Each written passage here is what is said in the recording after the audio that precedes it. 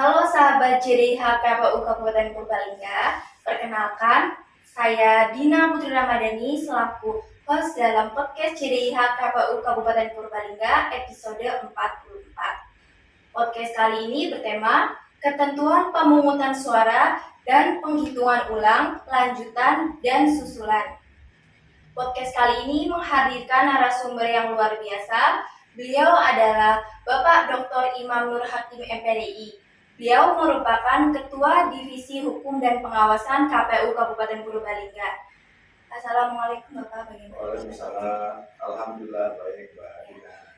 Sebelumnya terima kasih Pak sudah bersedia meluangkan waktunya untuk menjadi narasumber pada podcast episode kali ini. Baik Pak, langsung saja ya. Ya, oke. Saya ingin tahu Pak, maksud dari pemungutan suara dan perhitungan suara ulang, pemungutan suara dan perhitungan suara lanjutan, serta pemungutan suara dan perhitungan suara susulan. Ya, bukan perhitungan ya tadinya, jadi Ya, penghitungan. perhitungan.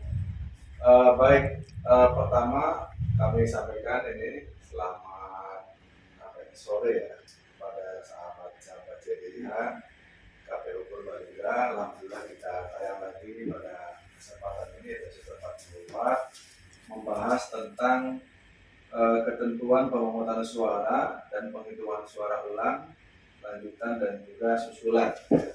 Karena itu diatur dalam PKPU nomor 17 tahun 2024 ya, mengatur soal ketentuan tersebut. Tadi pertanyaannya apa yang dimaksud ya? Apa yang dimaksud dalam pemungutan suara dan penghitungan suara ulang, lanjutan dan susulan? Jadi perlu kami sampaikan sahabat JDH bahwa ada beberapa ketentuan ya yang yang memungkinkan pemungutan suara itu diulang atau penghitungan suara itu diulang. Itu nanti ada beberapa ketentuannya. Salah satunya misalnya pemungutan suara itu diulang ketika terjadi misalnya ada bencana alam dan atau adanya kerusuhan atau keadaan tertentu. Yang pertama, yang kedua bisa juga karena misalnya ada rekomendasi dari Bawaslu Kecamatan, dari Bawaslu Kabupaten Kota, atau dari Bawaslu Provinsi, dan atau yang ketiga ini bisa juga karena adanya putusan Mahkamah Konstitusi. Nah, itu beberapa sebab yang dapat menjadikan pemungutan suara itu diulang atau juga penghitungan suara itu diulang. Mbak Dina ya. Oke Pak. Nah, kondisi seperti apa yang dapat menyebabkan masing-masing pemungutan dan penghitungan suara ulang, lanjutan, dan susulan tersebut? Ya, tadi sudah kami sampaikan ya. Pertama soal pemungutan suara itu dapat diulang. Itu pertama jika terjadi gangguan keamanan ya, yang mengakibatkan hasil pemungutan suara tidak dapat digunakan atau penghitungan suara tidak dapat dilakukan. Itu sebab yang pertama kenapa kemudian pemungutan suara itu dapat diulang. Selain itu bisa juga terjadi karena adanya gangguan keamanan ya. Gangguan keamanan ya, sehingga pemungutan suara TPS itu diulang ya. Ya, misalnya juga karena ada bencana alam atau keadaan tertentu yang mengakibatkan pemungutan suara tidak dapat digunakan atau penghitungan suara tidak dapat dilakukan. Nah, apa yang dimaksud dengan keadaan tertentu di sini yang menyebabkan pemungutan suara atau pemungutan suara itu diulang ya? Pertama itu misalnya ada kejadian di mana proses pembukaan kotak suara dan atau berkas pemungutan suara dan penghitungan suara tidak dilakukan menurut tata cara yang telah ditentukan dalam peraturan perundang-undangan. Itu bisa menjadi sebab ya kenapa kemudian pemungutan suara itu diulang. Ya. Yang kedua adanya petugas KPPS yang meminta pemilih memberi tanda khusus ya, baik tanda khusus atau menandatangani atau menulis nama atau alamatnya ya pada surat suara yang sudah digunakan. Ketiga, petugas KPPS merusak lebih dari satu surat suara yang sudah digunakan oleh pemilih sehingga surat suara itu menjadi tidak sah. Itu yang ketiga. Yang keempat, ada lebih dari seorang pemilih menggunakan hak pilih lebih dari satu kali ya, pada TPS yang sama atau TPS yang berbeda. Dan atau yang kelima, lebih dari seorang pemilih yang tidak terdaftar sebagai pemilih mendapat kesempatan memberikan surat suara di TPS. Ini sebab-sebab kenapa kemudian pemungutan suara itu dapat diulang. Ya. Nah, yang berikutnya soal tadi penghitungan ya. Iya. Kenapa penghitungan suara itu dapat diulang ya? Itu ada beberapa sebab juga ya. Yang pertama itu misalnya penghitungan suara dilakukan secara tertutup. Ya. Yang kedua, penghitungan suara dilakukan di tempat yang kurang terang atau kurang mendapat penerangan cahaya. Yang ketiga, misalnya ada penghitungan suara dilakukan dengan suara yang kurang jelas. Makanya kita menghimbau kepada teman-teman KPPS yang nanti pada saat menghitung suara itu menghitung perolehan suara mohon diperhatikan ketentuan ini. Jadi ketika menyebutkan misalnya sah atau tidak sah itu suaranya harus jelas dan terdengar oleh saksi dan juga oleh pengawas TPS yang ada di TPS itu.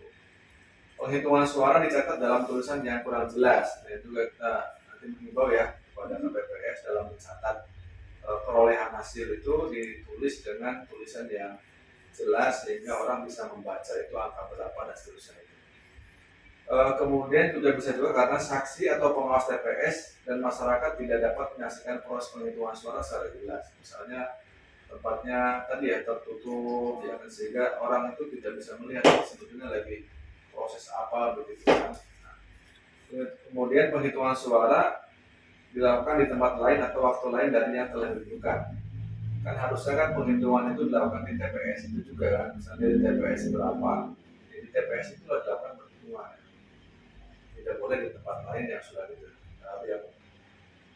menyalahi yang sudah ditentukan itu.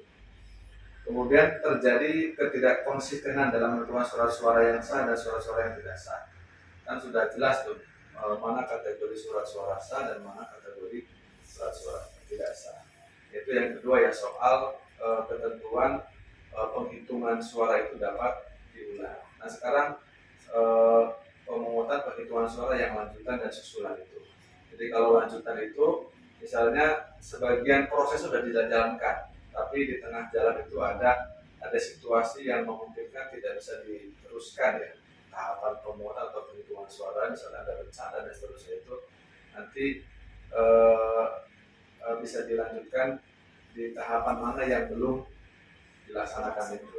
Nah kalau susulan ini sama sekali tahapan itu memang belum bisa dilaksanakan ya, oleh karena misalnya ada gangguan keamanan, ada kerusuhan, ada bencana alam ya yang sehingga seluruh tahapan itu tidak bisa dilaksanakan sehingga nanti bisa dilakukan yang namanya pemungutan atau penghitungan suara susulan. Jadi kalau lanjutan itu sudah dilaksanakan atau beberapa tahapan sudah dilaksanakan, kalau yang susulan ini sama sekali belum dilaksanakan ya. Jadi seluruh tahapan itu memang belum bisa dilaksanakan ya, sehingga nanti dilaksanakanlah yang namanya pemungutan atau penghitungan suara susulan. Oke Pak. Nah, untuk mekanisme pelaksanaan masing-masing pemungutan dan penghitungan suara dari ulang, lanjutan maupun susulan itu bagaimana? Ya, pertama kalau soal pemungutan suara ulang ya. Sebetulnya mekanismenya pada saat pemungutan itu sama seperti pada saat pemungutan yang normal biasa itu yang normal itu. Artinya dimulai pada pukul 7 dan berakhir pada pukul 13 ya, nanti diteruskan di tahapan penghitungan suara. Jadi ketentuannya berlaku mutatis mutandis ya bagi pemungutan suara ulang seperti halnya pemungutan suara di situasi normal ya, tidak ada kendala tadi atau tidak ada masalah itu. Nah, namun sebelumnya juga sama, nanti ada semacam nanti sebelumnya ada penyampaian cek pemberitahuan terlebih dahulu kepada pemilih, nanti ada penyiapan TPS dan seterusnya. Saya kira sama lah dalam tahapan itu terkait dengan tahapan pemungutan suara ulang itu. Nah, termasuk juga tadi soal misalnya pemungutan suara ulang yang disebabkan adanya putusan Mahkamah Konstitusi.